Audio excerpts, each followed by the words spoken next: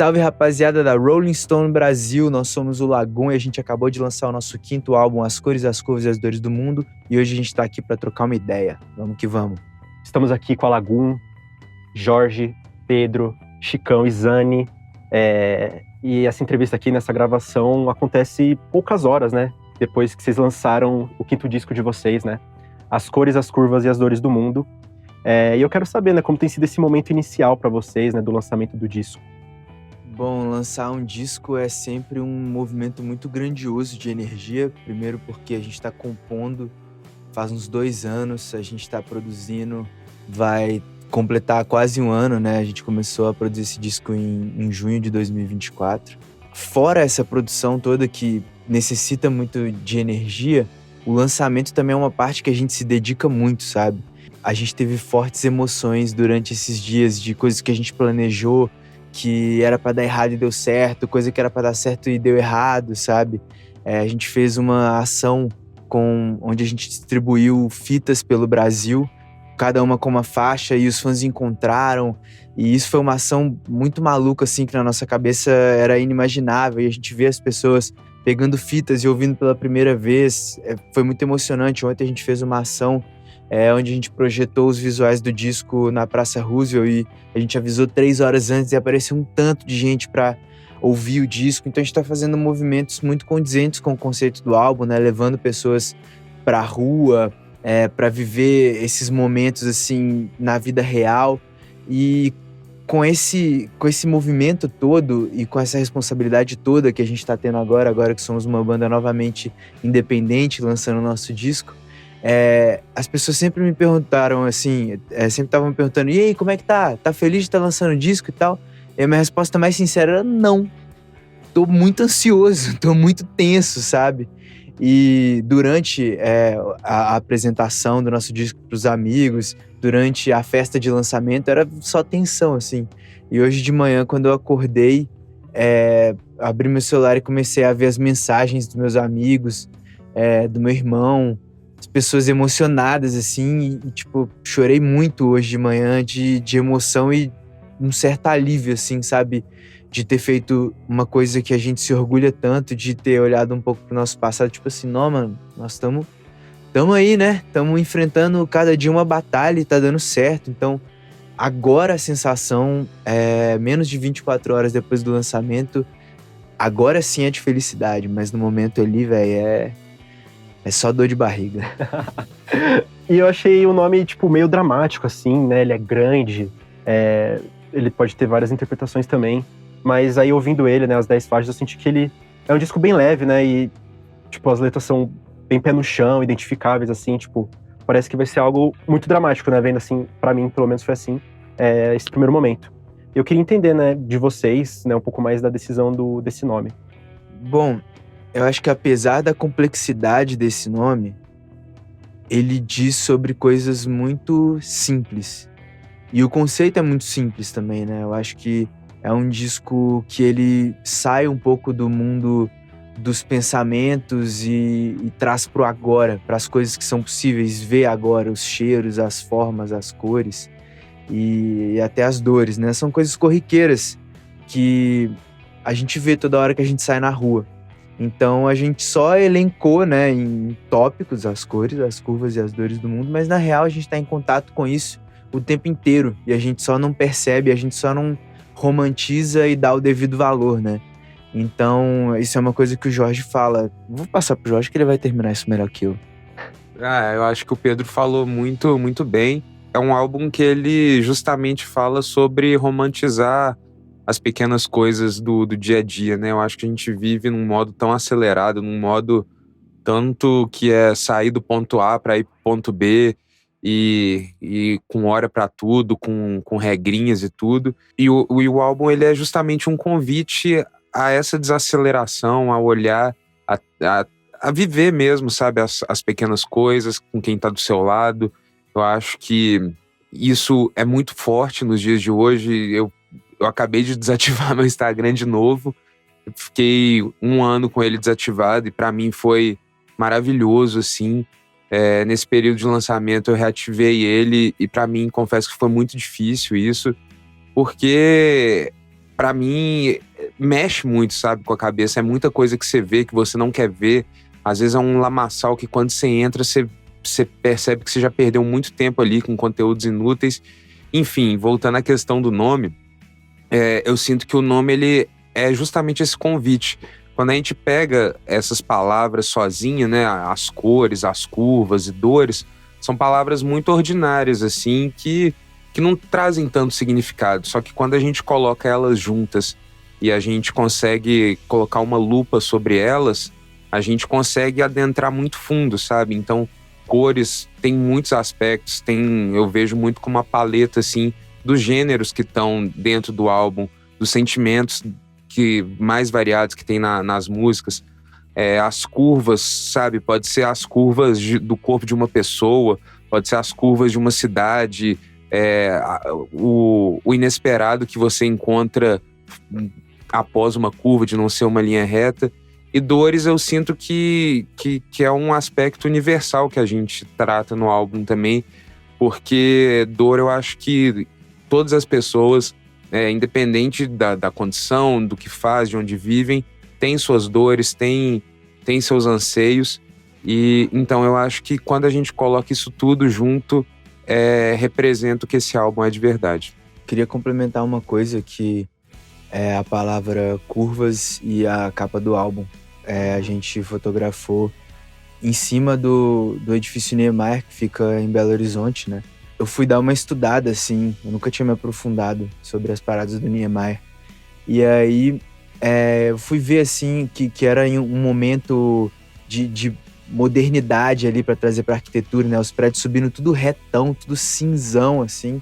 E o Niemeyer vem e mete uma curva, assim, e aí fica um prédio completamente icônico, assim, fora do óbvio, quebrando ali aquele certo padrão, né? Trazendo um inesperado e também trazendo uma delicadeza para uma coisa que é completamente bruta, né? A cidade, ela pode ser de fato uma selva, assim, sabe? Você pode andar cego por ela sem perceber nada e ter uma visão sisuda sobre a parada. E acho que o Niemeyer foi um cara que quebrou isso muito bem e ele trouxe reflexão para uma coisa banal, assim, sabe? Você tá andando na rua e você pode parar pra pensar sobre isso olhando pra uma obra do cara. Aproveitando isso, vocês acham que esse álbum também vem quebrando um padrão de vocês, de certa forma? O padrão é uma coisa muito difícil de colocar, assim, o que é um padrão, né? E tem vários tipos de padrão. Eu acho que esse álbum, a gente se propôs com ele a trazer um som de banda. Antigamente a gente tinha uma coisa que era conhecida, que era uma disparidade entre as nossas músicas de estúdio e o nosso show. E aí, com esse álbum, a gente chamou o Paul Ralphs, que foi o produtor também do álbum Coisas da Geração, e trocamos uma ideia com ele, falamos, Paul, nós achamos que o Lagoon ao vivo é uma coisa forte e vamos trazer um pouco desses elementos pro álbum. E aí, a gente se propôs a fazer isso, conseguimos trazer esse resultado, e eu acho que as pessoas, assim, né, em pleno momento que estamos em 2025, são poucas bandas que estão tendo no mercado. E aí, eu não sei se considera-se um padrão, voltando à pergunta, mas eu acho que as pessoas vão poder experimentar e viver uma banda, assim, no que é bem na origem mesmo, sabe? Com timbres, com a forma, que são 2 guitarras, um baixo, bateria e voz, alguns elementos também adicionados, mas a gente voltou bem à origem e quis transferir isso para o público. E essa foi uma coisa que começou lá no nosso projeto do Lagoon ao vivo. Eu acho que deu um resultado interessante, assim. Eu acho difícil ver um padrão nas coisas. Vejo músicas completamente novas desse álbum que a gente não tinha feito nada parecido. Um exemplo é Baby Blue, ao meu ver, assim, tanto de pegada como de frequência da música mesmo. Alguns elementos. Eu acho que é isso. Assim, vejo várias coisas diferentes desse álbum, amadurecimento também. E uma coisa que veio muito naturalmente da gente, sabe? É um momento que a gente sentou também no nosso estúdio, agora que a gente tem, nos reencontramos, achamos o ponto que a gente tá, depois cruzamos aí uma barreira de um tempo bom de banda e deu esse resultado aí que a galera vai poder experimentar esse som de banda e um pouco mais próximo do nosso ao vivo. Concordo super. E eu queria falar um pouco mais da sonoridade, né? Ouvindo ele a primeira vez, eu não sei, eu senti que tem muito, acho que de todas as Lagoons, ou os Lagoons que a gente viu ao longo esses 4 discos anteriores, né? De certa forma eu vi muito de Seja o Que Eu Quiser, do Coisa da Geração, do Memórias, e também, não tanto, mas também um pouquinho depois do fim, assim, eu achei que, assim, o tom talvez às vezes você possa se aproximar, mas é uma sonoridade completamente diferente também. Queria entender, né, que tipo de som é esse, né, vocês também mencionaram de trazer esse som de banda também. Vocês buscaram, né, nesse novo projeto, e ainda mais depois do fim, que é bastante introspectivo, né? Cara, eu acho engraçado porque um feedback que eu tenho ouvido muito em relação a esse disco é que ele parece muito o primeiro. E eu acho que eu vejo parecido, assim, é esse lance do Seja o Que Eu Quiser mesmo, sabe? Pelo significado da frase, da gente estar no nosso estúdio mesmo e da gente realmente fazer o que a gente queria ter feito, sabe? Eu acho que o que o Chicão falou na última resposta, eu acho que convém muito para essa, né? De trazer esse lance do ao vivo, sabe? E eu realmente acho que a gente distanciou um pouco de Depois do Fim, sabe? Porque são vibes completamente diferentes. A gente produziu Depois do Fim num sítio no meio do mato de Campinas e agora a gente produziu esse álbum no meio da cidade, em BH, na nossa casa. Se a gente sai do estúdio e vai para casa, a gente sai da casa e vai pro estúdio e a gente não tem horário, a gente não tem aquele lance de o nosso horário hoje é de 2 às 4, o que dá pra fazer a gente vai fazer. Eu acho que a gente teve muita essa liberdade, sabe, de produzir esse álbum. Então, eu acho que isso refletiu muito no som. E uma coisa importante também, que no início, quando a gente estava escolhendo esse repertório, qualquer música triste que a gente propunha, o Pedro já não. Eu acho que isso foi muito importante pra esse álbum, sabe, como energia, assim, sabe? Então, eu acho que a sonoridade tá no meio disso tudo, sabe? Tanto nessa experimentação de estar dentro da cidade, no nosso lugar, quanto nessa intenção de se distanciar um pouco da onde a gente estava Depois do Fim. Perfeito. E aproveitando esse gancho, né, que vocês falaram do Depois do Fim, que foi gravado num sítio, né? Como, né, essa mudança de dinâmica impacta no processo de gravação, né? Imagina que você estavam em contato com mais pessoas, sei lá, saía pra ir no mercado, né? Numa grande cidade como BH e tal. Como muda essa dinâmica de vocês? A dinâmica de gravação, eu acho que ela se torna mais complexa, porque como a gente tem o nosso estúdio agora, e a gente mora do lado do estúdio, cada um chega num horário e faz o seu ali, sabe? Então, por exemplo, o Zani é o que chega mais cedo, e o Jorge é o que vai embora mais tarde. Então, eles têm tempo sozinhos, assim, pra desenvolver as coisas. Então, às vezes eu saía do estúdio, porque eu já tinha que dormir, quando eu voltava tinha um solo foda no final. Ou então os meninos saíam, quando voltava tinha uma música nova, metade já produzida. Por exemplo, teve um dia que o Chicão foi embora, e aí quando ele voltou, uma das nossas músicas tinha virado um reggae. E ele ficou como assim, gente? Só isso aqui era um rock and roll. Então, tem dinâmicas de gravação que elas se tornam inesperadas, assim, né? Porque você vai embora e alguém que tá lá do lado fica. E eu acho que também, falando mais agora do ponto de vista compositor, eu acho que produzir um disco e compor ele em meio à cidade é muito inspirador, porque são muitas situações, muitas pessoas que a gente cruza, ainda mais a gente se propondo a estar mais no momento presente, né? Tanto para viver quanto para trabalhar. A gente passa a reparar coisinhas mesmo, assim, sabe? Tipo assim, acho que eu nunca reparei tanto na lua na minha vida, ou no céu, sabe? Eu comecei a me propor a forçar mesmo, velho. Hoje eu vou olhar pro céu para saber como é que ele tá, porque tem dia que isso passa despercebido, o negócio tá em cima da nossa cabeça e a gente não presta atenção, sabe? Então, a cidade se torna um ambiente com tantos estímulos quanto a tela de um telefone, sabe?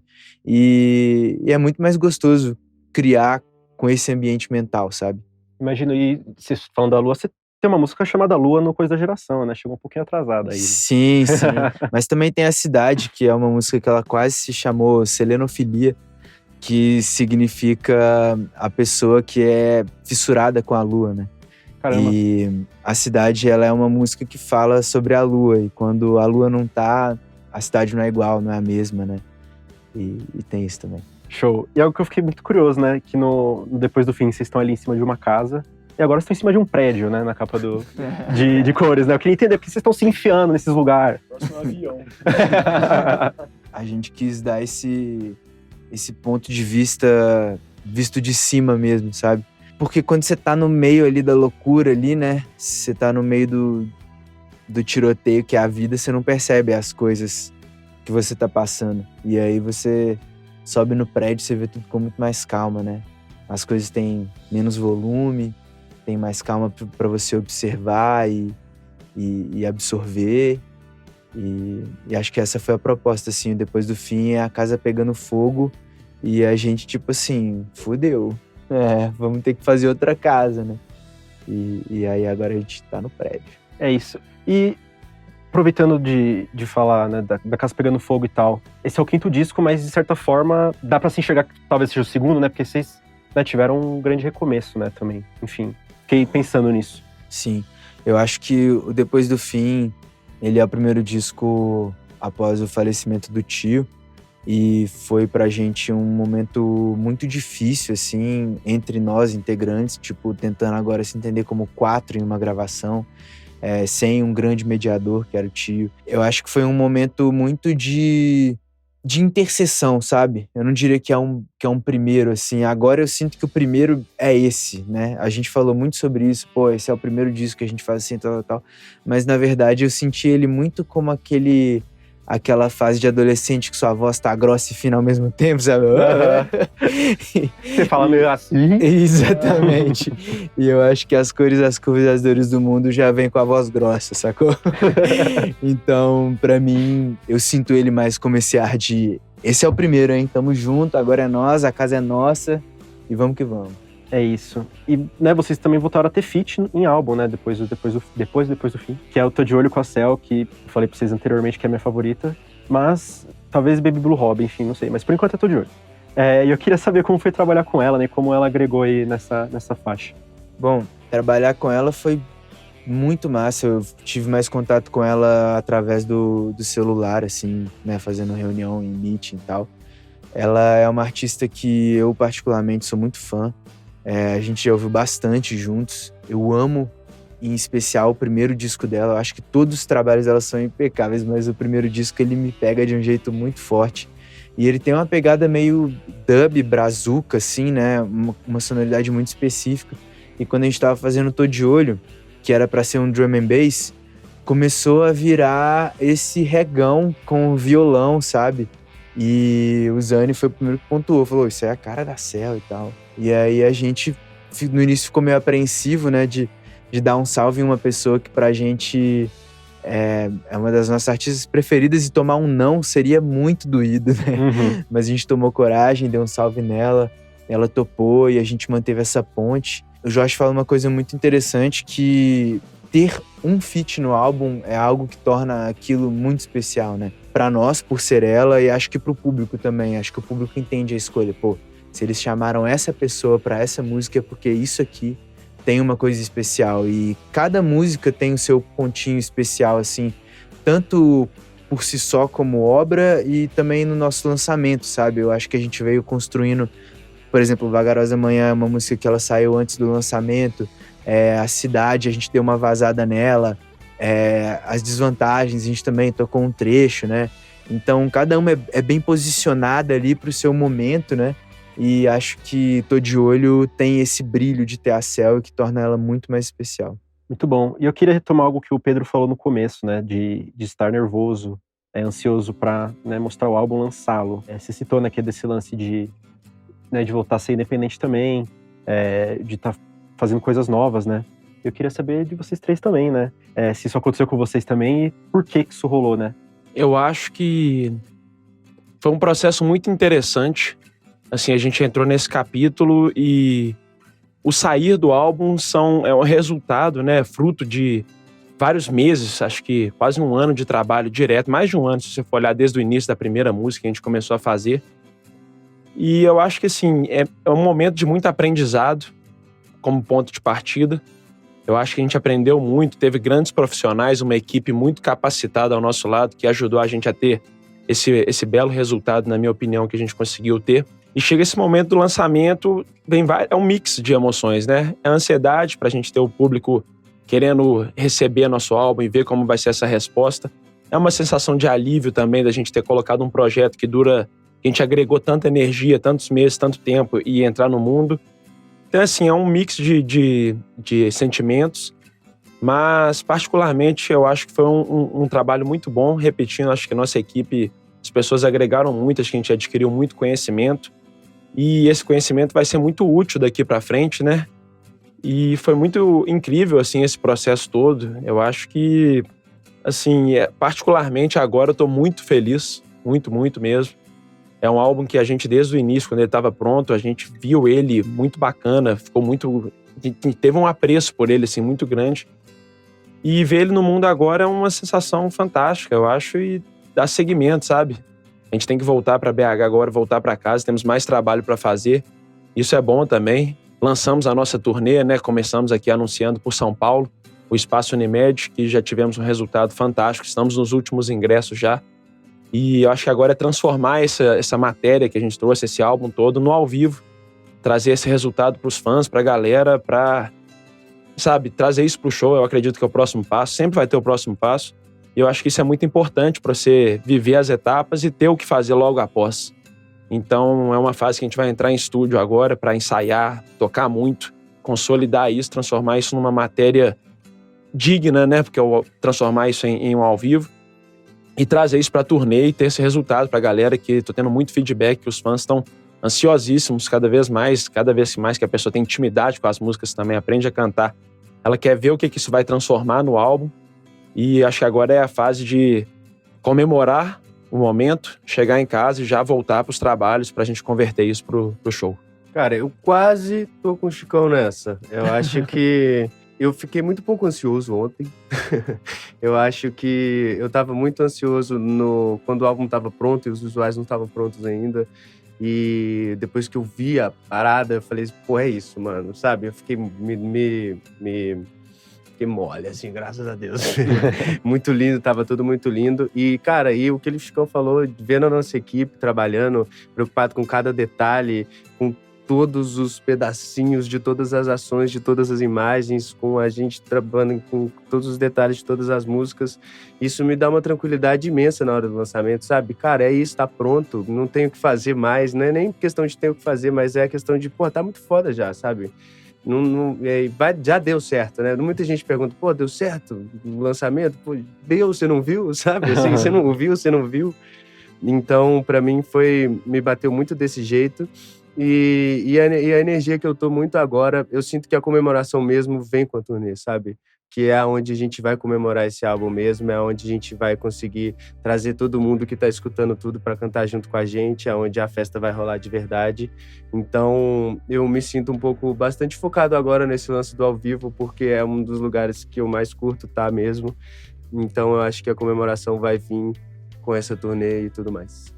Eu sinto uma sensação de dever cumprido, assim, de uma missão entregue muito grande, porque pra mim lançar esse álbum é um resultado de mais de 2 anos, assim, porque a partir do final do processo do Depois do Fim, a gente começou a passar por uma reformulação muito grande. A gente criou nossa própria editora para editar nossas músicas. A gente fez um movimento de reestruturação interna da Lagoon em várias camadas, da forma que a gente trabalha, como é que a gente funciona como uma banda, como quem tá do nosso lado. E foi um movimento que ele começou lá no final de Depois do Fim, e foram, assim, dias e processos muito demorados e que se gastou muita energia, tanto dessa transição de sair de uma grande gravadora e entrar num modelo de distribuição que pra gente era uma coisa completamente nova, e as responsabilidades que isso traz. A gente ter o nosso lugar também foi um processo que foi muito importante pra gente, de ter realmente, igual os meninos pontuaram, a importância de ter esse lugar, e depois disso tudo pensar nos próximos passos, assim, de qual que seria a sonoridade desse álbum, quem que a gente chamaria para produzir, o porquê de chamar essa pessoa nesse momento. Então, para mim, ele é uma sensação de missão cumprida, assim, que a gente passou por muitas etapas, muitas lutas, muita coisa, e ver esse projeto no mundo da forma que ele é e que ele soa, assim, é uma sensação, para mim, é de alívio, sabe? De olhar para trás e ver tudo que a gente passou e chegar aqui e botar ele no mundo e ver como é que ele tá. É um alívio tipo, tirando um peso de 1 tonelada de cima das costas, assim, para ser igual. Eu concordo muito com o que vocês falaram, assim, de ter essa sensação de ser um primeiro passo bem dado, sabe? A gente, depois de 10 anos, né, no formato que o mercado tá hoje, era muito importante que a gente desse esse primeiro passo de uma forma muito consolidada, muito concreta, porque a gente precisava disso, sabe? A gente precisava chegar com um álbum com essa energia, com essa sonoridade de banda, com essa entrega. E igual a galera falou, agora o foco é o ao vivo, é entregar ele da melhor forma. E ter uma banda é isso. É muito difícil, assim, equilibrar as coisas a médio, longo e curto prazo, porque às vezes a gente faz coisas assim que a gente nem imagina, né? Tem hora que a gente tá plantando uma sementinha que é de uma árvore, que a gente só vai colher os frutos ali depois de 3, 4 anos. E eu tenho certeza que esse álbum é um pouco disso, assim. Eu não faço nem ideia de onde é que ele vai levar a gente, das coisas que a gente vai conquistar com ele, mas eu tenho certeza que ele foi um processo muito gostoso pra gente. Então isso, para um trabalho, é muito importante. Quando um processo é leve, quando um processo tem um envolvimento geral. Então eu acho que ele vai render muitos frutos positivos. Exato. Também aproveitando para falar do estúdio de vocês, né? É Ilhota, certo? Certo. O nome oficial.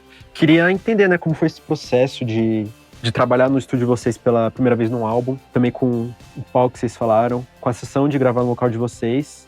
E só um adendo, que é mais uma dúvida, que ali no Spotify, no finalzinho, tá Ilha Records. Aí vocês também pretendem gravar e produzir outros artistas, enfim. Bom, acho que a ideia de ter um estúdio, primeiramente, foi pra gente parar de ficar tão focado nas demandas que tinham no dia a dia ali, né? De reunião, contrato, não sei o que, tal, porque a gente é uma banda que gosta bastante de trabalhar em qualquer que seja o sentido, sabe? Então, a gente tava saindo da gravadora, várias coisas acontecendo, a gente super focado em contrato, em coisa, e aí a gente pegou um estúdio muito pra, tipo, velho, vamos fazer o que a gente sabe fazer, sabe? Vamos gastar mais tempo dentro do ambiente que é o ambiente que leva a gente pra frente, sabe? Vamos focar na música. E aí a gente começou a ter mais contato com a música, com o ambiente de estúdio, começou a se empolgar, começou a produzir, começou a descobrir coisas novas sozinhos, trazendo o Paul também, que eu agora vejo que é uma escolha muito certeira, né? Porque o Paul, por exemplo, é o cara que produziu o nosso primeiro disco dentro de uma gravadora e foi necessário ele naquele momento porque precisava de uma coisa certeira ali, né? E é o primeiro cara que produziu o nosso disco agora independente, depois de sair da gravadora, porque também é um momento que a gente precisava de uma coisa certeira, sabe? Onde tudo poderia ser muito solto, né? Pra gente ter o nosso estúdio, a nossa estrutura e tal, a gente escolheu esse cara para ele botar a gente no eixo, sabe? Então tem esses dois lados, né? O lado de ser solto, porque é o estúdio nosso, a gente faz o que a gente quiser, e também a gente tendo em mente que, não, a gente precisa de estar bem alinhado. Eu tenho muita vontade da gente utilizar o nosso selo, a nossa sabedoria artística e de mercado que a gente carrega nesses quase 11 anos de banda para outros artistas também. Eu acho que seria uma coisa, de certa forma, simples, assim, porque a gente tem uma comunicação, uma equipe de comunicação muito bem estruturada, uma equipe de... Como é que fala lá, dos advogados, como é que fala isso? Uma equipe jurídica bem estruturada. Essa é a parte do Jorge, por isso que eu não sei o nome. Uma parte financeira bem estruturada, isso tudo na nossa mão, sabe? E eu sinto que agora seria basicamente pegar alguém e falar, mano, vai, mostra aí sua parada, a gente ajudar a lapidar e botar nos nossos moldes, sabe? Eu acho que daria super certo, mas ao mesmo tempo a gente tem que colocar a máscara primeiro na gente para depois ajudar quem tá do lado, né? A regra do avião caindo. E o nosso avião, ele tá sempre em manutenção enquanto voa, então é um pouco difícil a gente parar para fazer isso com outras pessoas. Mas é a nossa ideia. Não vai acontecer agora, mas a gente tem planos e a gente fala sobre isso e é uma vontade de nós como todo. Eu acho que Belo Horizonte é uma cidade muito específica no quesito artístico, assim, saem coisas muito específicas e muito especiais dali que merecem atravessar as montanhas para o Brasil todo acontecer, assim como foi com a gente, como vários outros artistas que estão lá e foram pro mundo, né? E a gente tem amigos que a gente acredita muito no talento, a gente tem pessoas próximas e a gente tem vontade. É isso. E também voltando a falar desse papo, né, de ser uma banda, né, ainda mais nesse formato, né, da indústria atualmente, né. É que lá na audição, né, na segunda-feira no Cine Marquise, o Zani também falou disso, né, de que as bandas estão cada vez mais raras aí. E eu queria entender, né, pra vocês como é trabalhar, né, em grupo e meio que sobreviver, né, nesse momento que muitos artistas acabam valorizando o viral, né, também as bandas não conseguem ter aquele espaço e aquele escopo de antigamente. Bom, falando sobre o viral, depois eu chuto pra alguém falar sobre banda. Mas eu acho que viralizar uma coisa na internet tem sido a primeira estratégia que vem à mente de qualquer artista, assim. Porque a gente faz uma baita de uma estratégia faz o álbum mais foda, e aí quando você vai lançar, você fica na mão dos algoritmos, assim. E é muito frustrante, cara, porque nem sempre ele vai te responder, sabe? Nem sempre você vai conseguir um viral.